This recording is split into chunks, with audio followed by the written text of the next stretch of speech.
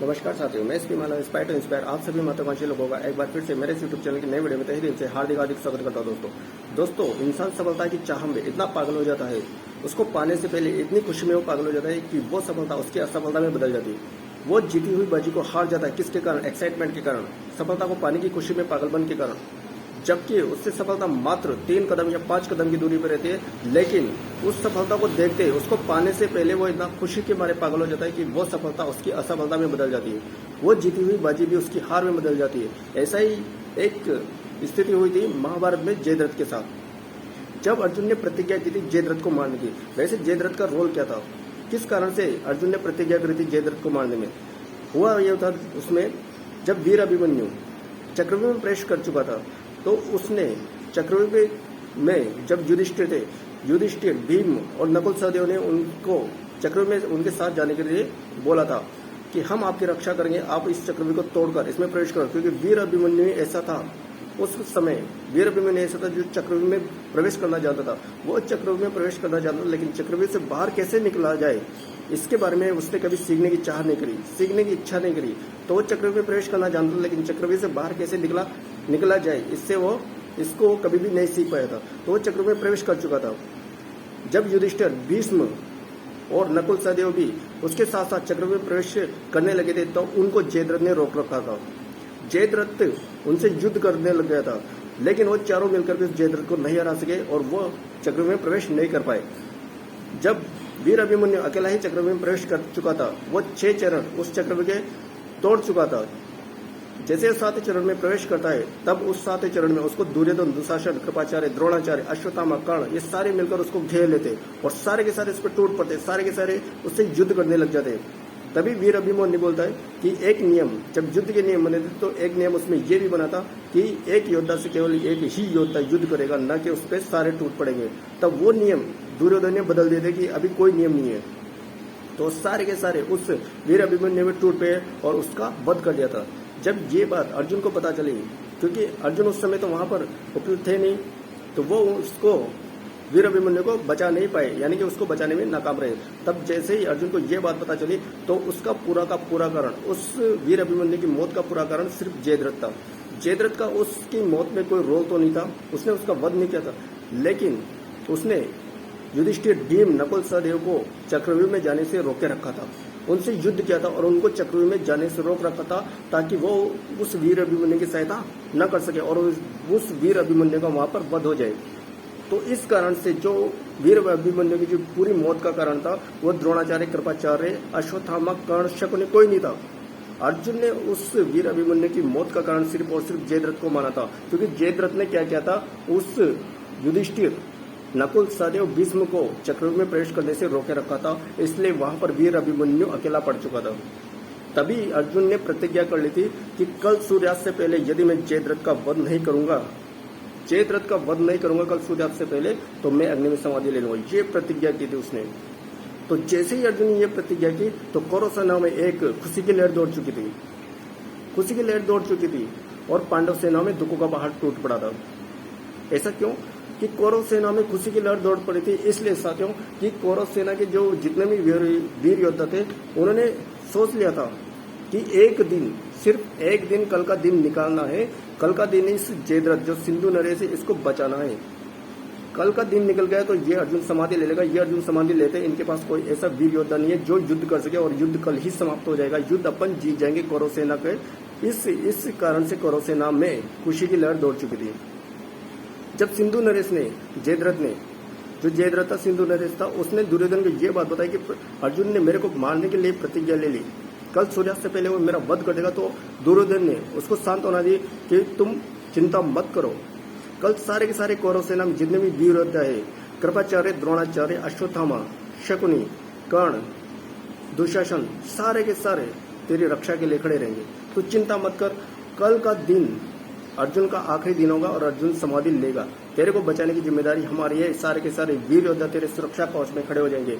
जब ये सांत्वना दुर्योधन ने उसको जयद्रथ को दी थी, तो जयद्रथ खुशी से फूला समा गया था और उसको पता चल गया था कि बस कल का दिन बचाना है, कैसे भी करके मेरे को कल का दिन निकालना है। अगर कल मैं बच गया तो अर्जुन समाधि ले लेगा और ये युद्ध यहीं पे समाप्त हो जाएगा। जैसे ही जब अगले दिन की सुबह होती है, युद्ध आरंभ होता है, तब भगवान श्री कृष्ण और अर्जुन उस जयद्रथ को ढूंढने में लग जाते हैं। जयद्रथ उनको नहीं मिलता। तभी अर्जुन को बहुत सारे जो कौरव सेना के जो महारथी थे, द्रोणाचार्य, वो उसको युद्ध में उलझाए रखते थे।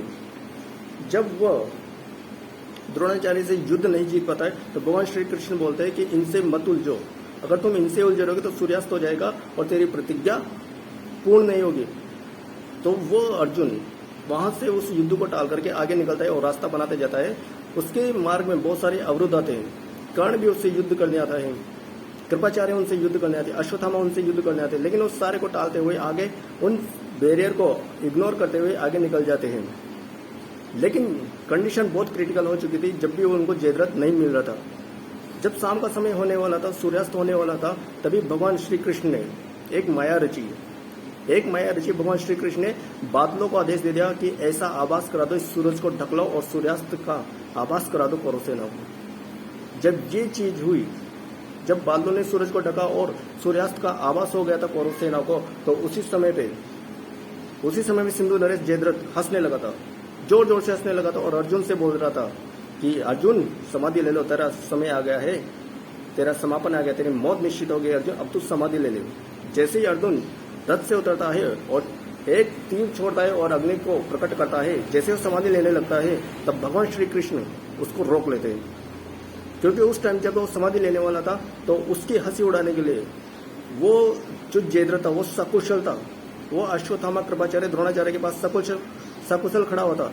लेकिन वो इतना पागल हो चुका था उस अर्जुन की समाधि को देखने में, इतना पागल हो चुका था। जब अश्वत्थामा, द्रोणाचार्य, कृपाचार्य ने उसको रोकने की कोशिश की कि थोड़ी देर रुक जाओ सिंधु नरेश, थोड़ी देर रुक जाओ, इसको समाधि ले लेने दो, फिर आप इस रथ से नीचे उतर जाना। लेकिन उसने एक बात बोली थी कि नहीं, अगर अर्जुन समाधि ले रहा है तो मैं उसको समाधि में देखना चाहता हूँ, वो कैसे समाधि ले रहा है, इस प्रक्रिया को तो मैं अपनी आंखों से देखना चाहता हूँ।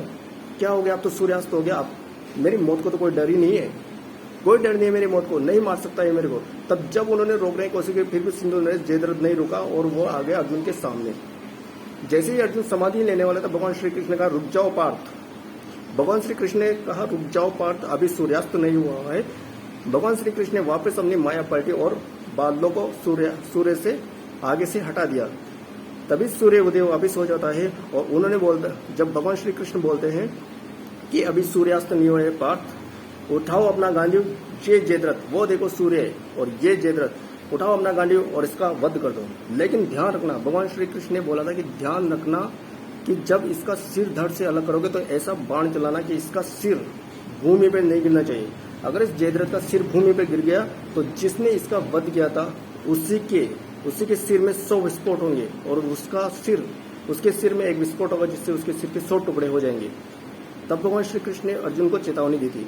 तब अर्जुन ने ऐसा बाण चलाया था कि जब उसका सिर, जयद्रथ का सिर धड़ से अलग हुआ था, तब भगवान श्री कृष्ण ने उसको एक योजना बताई थी कि इसका जो सिर है उसको जमीन में मत गिरने देना। यहाँ से उत्तर दिशा में 100 योजन की दूरी पर इसके जो पिता है वो तप कर रहे हैं, तो इसका सिर सीधे ही इसके पिता की गोद में गिरना चाहिए, ताकि वो इसके पिता जब ये सिर कटा हुआ सिर देखेंगे तो वो चौकन्ने हो जाएंगे और जब जैसे ही उनकी गोद से वो सिर नीचे गिरेगा तो उन्हीं के सिर में विस्फोट होगा। तब जब ये अर्जुन ने ये बात सुनी तो अर्जुन ने ऐसा बाण चलाया जिससे उसका जब सिर धड़ से अलग होता है तो उसका जो सिर है उत्तर दिशा में 100 योजन दूर उसके पिता जहाँ पे तप कर रहे थे उनकी गोद में गिरता है। उनकी आंख खुलती है और आंख खुलते ही वो सिर नीचे गिरा देते हैं और जैसे सिर नीचे गिरता है तो उसके पिता के जो सिर में थे उसमें भी विस्फोट होता है और उनके सिर के 100 टुकड़े हो जाते थे। तो ऐसी माया रची थी भगवान श्री कृष्ण ने। अब इस उद्देश्य का जो ये पाठ था, इसका उद्देश्य क्या था कि जब जयद्रथ सफलता पाने वाला था, अश्वत्थामा, कृपाचार्य, द्रोणाचार्य ने उसको खूब रोका था कि जब ये अर्जुन समाधि ले ले तब तुम रथ से नीचे उतरना, उससे पहले रथ से मत उतरो। लेकिन वो क्या हुआ, सफलता 3 कदम 2 कदम की दूरी पे थी, लेकिन उससे रहा नहीं गया। थोड़े पेशेंस की कमी रहेगी, थोड़े धैर्य की कमी रहेगी और वो चल पड़ा वहां पर। यानी उसको सफलता मिलने वाली थी लेकिन उसकी सफलता असफलता में बदल चुकी थी। उसकी जो जीती हुई बाजी थी वो हार चुका था। अगर उस टाइम वो नहीं जाता तो अर्जुन समाधि ले लेता। अर्जुन समाधि लेने के बाद युद्ध समाप्त हो जाता। भगवान श्री कृष्ण चाहते थे कि जब मैं सूर्यास्त का आभास कराऊं कौरव सेनाओं को तो जयद्रथ अर्जुन के सामने आए और फिर मैं अपनी माया वापस पलटूं और उस सूर्य को वापस उदय करूं, तो ये अर्जुन अपना गांधी उठा के तीर कमान से इसका सिर धड़ से अलग कर दे। ये माया रची थी। तो दोस्तों इस जो पार्ट, जो महाभारत का जो पार्ट था, ये बताता है कि अपनी जब सफलता अगर आपसे 2 कदम या 3 कदम की दूरी पर हो तो कभी भी एक्साइटमेंट मत हो, उसको पाने की चाह में पागल मत बनना। जब उसको पालो तभी खुशी मनाओ, उससे पहले उसकी खुशी मनाओ, क्योंकि वो सफलता आपकी असफलता में बदल जाएगी। आप जीती हुई बाजी हार जाएंगे इस जयद्रथ के कारण। सीखो इस जयद्रथ से। इस जयद्रथ ने बहुत बड़ा पाठ सिखाया है, बहुत बड़ी शिक्षा दी है इस महाभारत के पाठ ने, जिसमें जयद्रथ ने बहुत बड़ा योगदान रहा था इस शिक्षा को देने का। तो सोचो दोस्तों कि सफलता, जब आपको सफलता पूर्ण रूप से मिल जाए तभी आप उसकी चाह में पागल होना। उससे पहले अगर 1 कदम भी आपसे सफलता दूर है तो उसकी चाह में पागल मत होना, क्योंकि वो सफलता आपकी असफलता में बदल सकती है। और जब आप जीती हुई बाजी भी उस समय में हार सकते हो। दोस्तों यदि वीडियो आपको अच्छी लगी तो इस वीडियो को जरूर लाइक करना। अभी तक हमारे चैनल को सब्सक्राइब नहीं किया, उस चैनल पे पहली बार आए हो तो चैनल को सब्सक्राइब करना, बेल आइकन पे क्लिक करना, ऑल नोटिफिकेशन पे क्लिक करना, ताकि हर एक वीडियो का नया नोटिफिकेशन आपको सबसे पहले मिल सके। और इस वीडियो को ज्यादा से ज्यादा शेयर करना, ताकि ये वीडियो आप जैसे महत्वाकांक्षी लोगों तक पहुंच सके। तो मिलते हैं दोस्तों बहुत ही जल्द नई वीडियो में, तब तक के लिए नमस्कार, wish you all the best.